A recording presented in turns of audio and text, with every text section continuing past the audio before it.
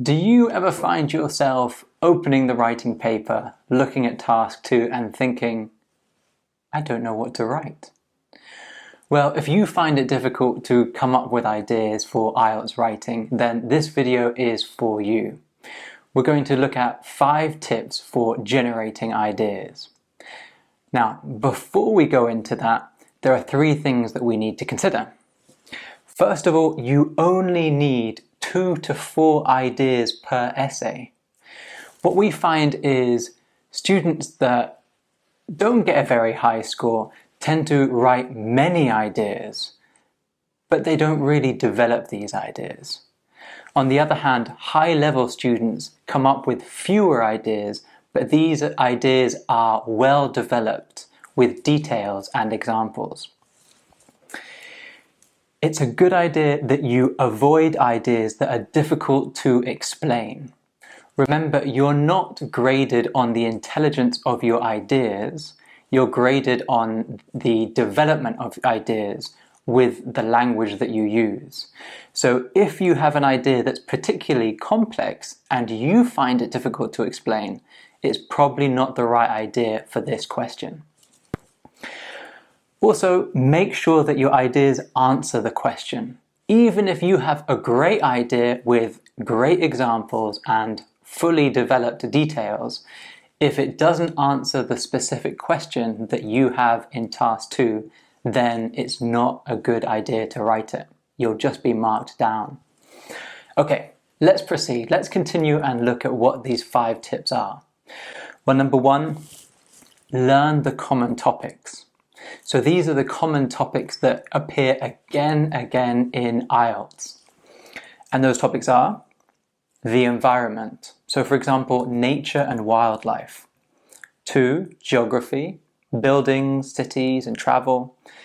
Education, skills and learning. Work and the economy.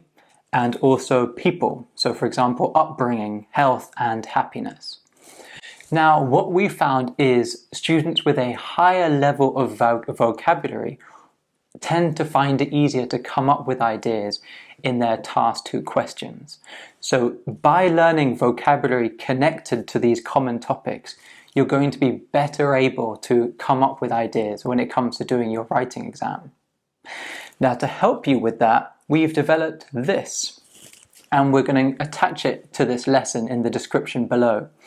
It's a PDF with 99 questions to help you develop critical thinking skills and also vocabulary related to the common topics that we identified in the previous slide.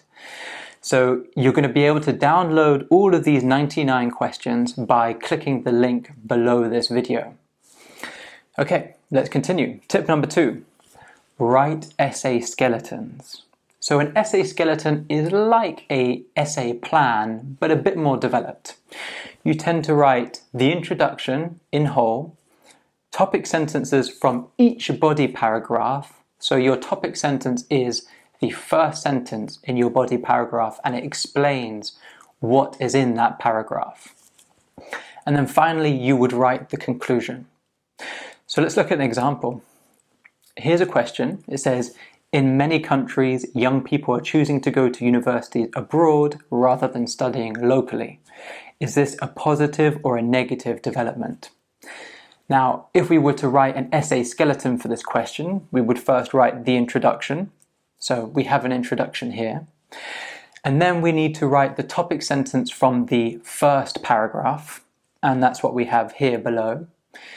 We'd also have another paragraph, and that's what we would write the topic sentence for. So we'd have that here. And then finally, we would write the conclusion in full, and you can see that here. Now, a good idea is to write topic sentence or essay skeletons for a lot of different IELTS questions. So Google writing task 2 questions, or look at the Cambridge past papers books, and write down essay skeletons for lots and lots of different IELTS questions.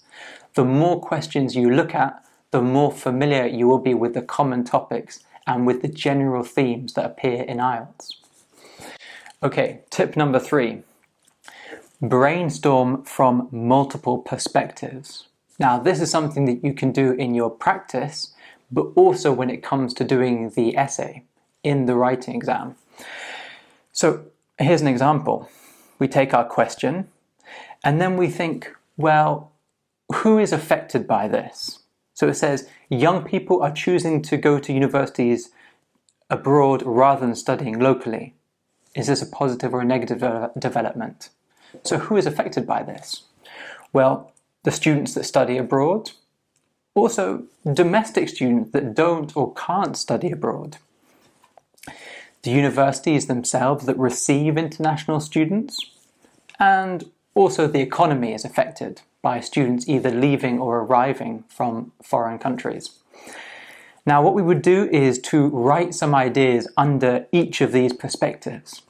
So, for example, students that study abroad, well, they're going to have new experiences, be exposed to a new culture, and have the opportunity to learn a new language or to become better at a foreign language. But they might feel homesick or struggle to fit in a new culture. For domestic students that can't or don't study abroad, well, they have a chance to meet students and classmates from all over the world, so international students coming to their university. But there's also more competition for local universities. So, for example, they might find it more difficult to get into their local university because it's popular with international students, and therefore there's more demand for limited places. What about the universities that receive international students? Well, they have greater market opportunities because they can appeal to students from all over the world. But that also means that there's more competition. They're competing with a greater number of universities for those international students. And the economy.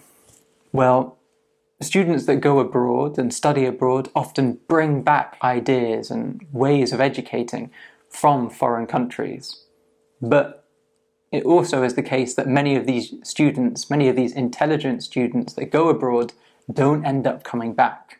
So that's in a way that it can affect the economy.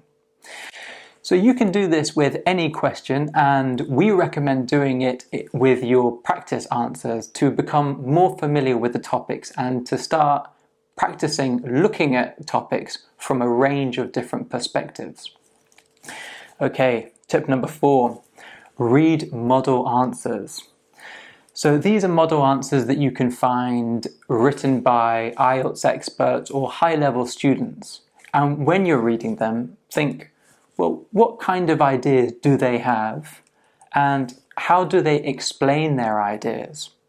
If you're one of our students, then you'll have access to a bank of model answers that you can look through and do this with.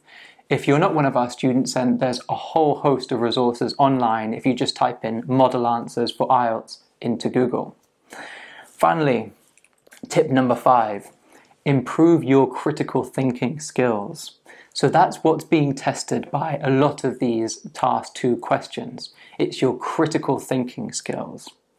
So by developing our critical thinking skills, we'll be better able to answer the questions in task 2. So how do we improve our critical thinking skills? Well, first of all, spend more time reading, listening, or considering current affairs.